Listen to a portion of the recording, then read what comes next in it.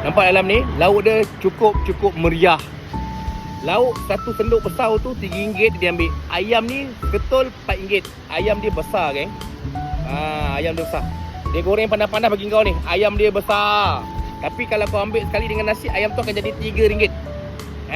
Macam aku yang ambil sekarang ni, yang korang nampak kat atas meja ni, RM15 kesemua sekali. Bagi aku sangat berbaloi. Aku nak cuba nasi lemak dengan sambal berhantu dia. Suapan yang pertama, bismillahirrahmanirrahim.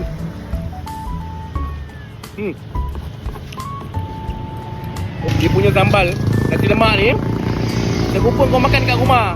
Ini pula daging rendang ni. Suapan yang kedua, bismillahirrahmanirrahim. Patutlah ramai kedai dia.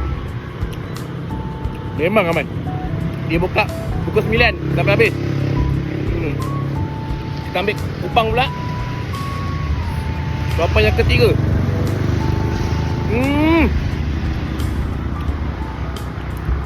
Sambal nasi lemak dia ni pedas-pedas manja. Manis-manis je lah. Tapi tak adalah manis sangat, tapi sedap. Suapan yang keempat. Aku tak boleh nafikan. Tak sedap, aku cakap tak sedap.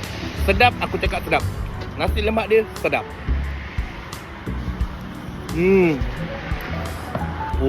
Sambal berhantu ni berhantu ni dia masak 1 hari. 1 hari. Berapa lama dia nak tunggu tu sampai tu siap? 1 hari.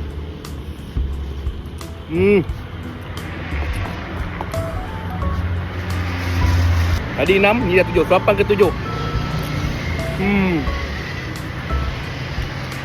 Kau makan nasi lemak ni tak cepat muak. Dia tak ada muak pun. Nasi dia memang rasa berlemak. Abang menjaga sini berapa lama dah? Dekat 10 tahun dah menjaga. 10 tahun Kasih kedai nasi lemak tepi jalan ni yang murah lauk dia ni. Korang nampak tu? Pintu masuk Jebat Street mak. Dia baca Kelebang. Kondo besar Kelebang ni, jalan besar nak Kelebang ni. Ni dia.